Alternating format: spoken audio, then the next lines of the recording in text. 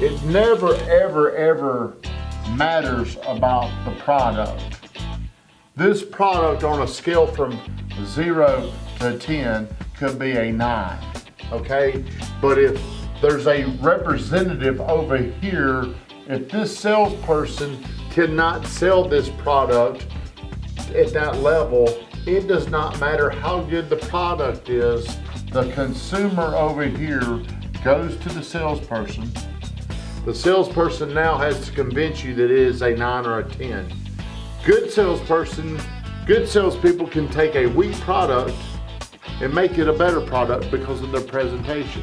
I believe I could go out and if I was selling a paddle, I would be able to sell a paddle better than other people could sell a better paddle because I know how to sell. And learning how to sell is not something that's natural. Actually, selling, you might be able to be a natural person at it, but closing is a skill that is taught. So the way I would teach somebody how to sell, let's say this is a paddle. I just showed you that paddle. And you've approached me because you're looking for a paddle. So how would I sell people? See, most people, what they would do, Von Grafton, is here's how they would do it. Their first thing would be how great this paddle is, okay? The first thing that they would say to you is what it could do. The first thing they would tell you is the features and the benefits. That's probably what they would do. But my first thing it would be this to you, Von Grafton, okay? I would ask you, why are you looking for a paddle? What would you say? Because I like to play ping pong. Okay, I play ping pong. Okay, well, Von Grafton, how many paddles have you looked at before you came in here today? A couple of them. Why have you not already bought? See, I'm asking why, what, how questions. How many of you looked at before you came in here? 2. Why did you not buy one of them? So if I could find you exactly the paddle that you're wanting, are you wanting to buy today? Yes. Okay, well, let's go back here. Let's play with this paddle. I think the most important thing, here's where we go into selling. See, the first thing that I've done here is I fact find. So I've greeted Von Grafton. You greet. I need to know what it is he's trying to really accomplish. He only is really going to buy unless it solves a problem or if he falls in love with it. So a greeting is very short. 5 to 25 seconds. Next thing I'm gonna do is I'm gonna fact find. Man, what you need a paddle? What you trying to do? I'm trying to paddle my kid. You know, I need to know exactly. See, if I just started selling you on this paddle because you told me you wanted a paddle and I'm assuming it's for ping pong, what if I'm telling you all these great things about ping pong and they're like, dude, I don't need it for ping pong. I need it for this. Well then, I've wasted all that time and then I've made it too complicated to go back over all that stuff. So I'm gonna greet, I'm gonna fact find, I'm gonna ask anywhere from 1 to maybe 7 questions. Here is where sales are made. Are you asking good questions? Are you asking bad questions? Are you interrupting? Are you selling right here? You do not sell until you get about here. Selling, this is when you're doing, you've got to give these 3 things: features, advantages, and benefits. Because if I just give you the features, in my mind, I might think you understand this.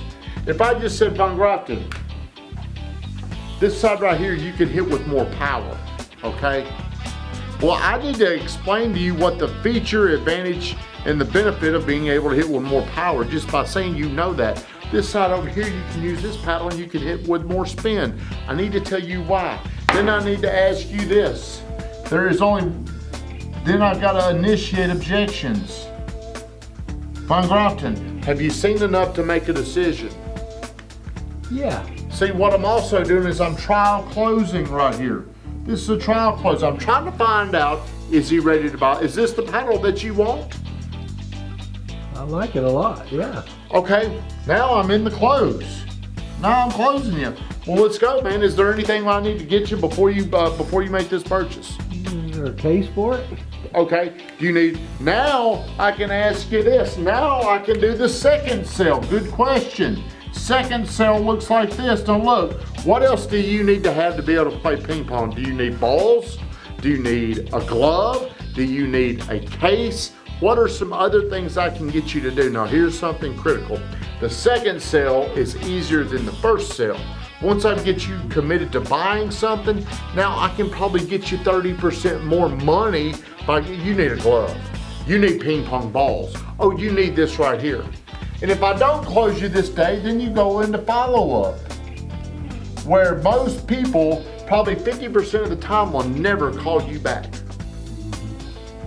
Is there any reason why you can't go ahead and just wrap this up and buy right now if I'm right there? No. See, it does not matter what it is that you're selling, but what you'll do is you'll hear people, as soon as they get on the phone, they start talking up, they start selling. They start the attack before they even know what they're going to attack. So you've got to do the fact-finding process. You've got to ask a lot of questions. Now look, if I get through this right here, then I find out down when I'm selling that I didn't know something, then I've got to get out of selling and get back into fact-finding. And the way I teach you guys, this cycle right here, it's like a golf swing where it may be backwards, but once you get here, you get stuck, you've got to start all over again. It's got to be fluid. Now here's what happens if I get through this and I'm selling and then it's not smooth and I'm getting stuck on things. As you see me struggle to explain things, your value in me goes down, which automatically brings down the value of the product. So it's all about how do we explain the value of this. This is the way I teach everybody here to sell.